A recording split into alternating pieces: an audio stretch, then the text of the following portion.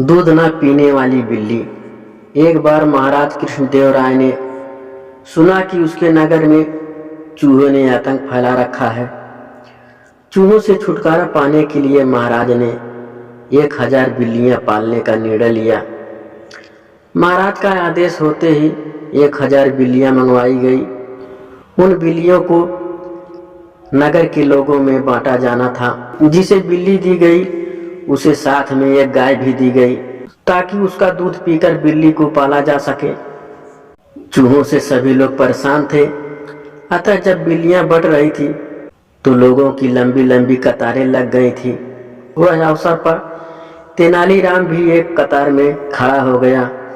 जब उसकी बारी आई तो उसे भी एक बिल्ली और साथ में गाय दे दी गई। बिल्ली को घर ले जाकर उसने गर्मा गर्म एक कटोरा दूध उसे पीने को दिया।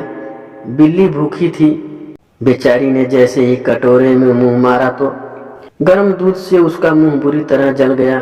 इसके बाद बिल्ली के आगे जब दूध रखा जाता, चाहे वह ठंडा ही क्यों ना हो, बिल्ली वहां से भाग खड़ी होती।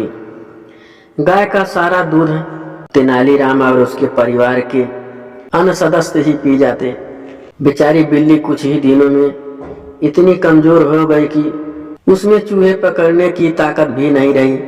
3 माह बाद महाराज ने बिल्लियों की जांच करवाई। गाय का दूध पीकर सभी की बिल्लियां मोटी ताजी हो गई थी, परंतु तेनालीराम की बिल्ली सूख कर कांटा हो चुकी थी। वह सब बिल्लियों के बीच में अलग पहचानी जा रही थी। महाराज ने जब तेनालीराम की बिल्ली की हालत देखी तब ये क्रोधित हो उठे। उन्होंने तुरंत ही तेनालीराम को हाजिर करने का आदेश दिया। तेनालीराम के आने पर वे गरजते हुए बोले, तुमने बिल्ली का क्या हाल बना दिया है? क्या तुम इसे दूध नहीं पिलाते? महाराज, मैं तो रोज इसके सामने दूध भरा कटोरा रखता हूँ। अब यह दूध पीती ही नहीं है तो इसमें मेरा क्या दोष है? महाराज को यह सुनकर बड़ा आश्चर्य हुआ। वह अविश्वास भरे स्वर में बोले, क्यों झूठ बोल रहे हो? बिल्ली दूध नहीं पीती। मैं तुम्हारी झूठी बातों में आने वाला नहीं। परंतु महाराज, यही सच है, यह बिल्ली दूध नहीं पीती।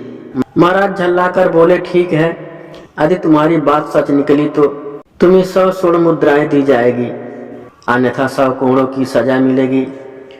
मुझे मंजूर है। तेनालीराम शांत भाव से बोला।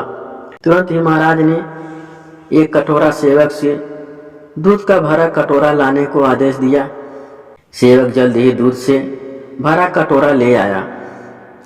अब महाराज ने तेनालीराम की बिल्ली को हाथों में उठाया और उसका सिर सहलाते हुए दूध के कटोरे के पास छोड़ते हुए कहा, बिल्ली रानी दूध पियो।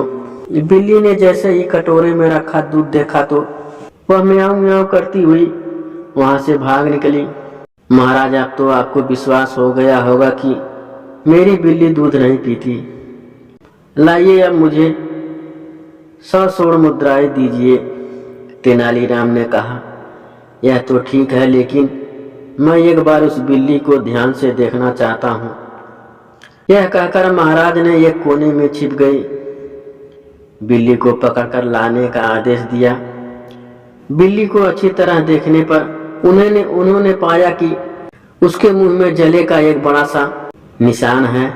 वह उसी समझ गए कि बिल्ली मुंह जल जाने के डर से दूध पीने से कतराती है। वे तेनालीराम के तरफ देखते हुए बोले, अरे निर्दयी, तुमने इस बिल्ली को जानबूझकर गर्म दूध पिलाया ताकि यह दूध ना पी सके। ऐसा करते हुए तुम्हें शर्म नहीं आई? तेनालीराम ने उत्तर दिया, महाराज, यह देखना तो राजा का कर्तव्य है कि उसके राज्य में बिल्लियों से पहले मनुष्य के बच्चों को दूध पिलाना चाहिए।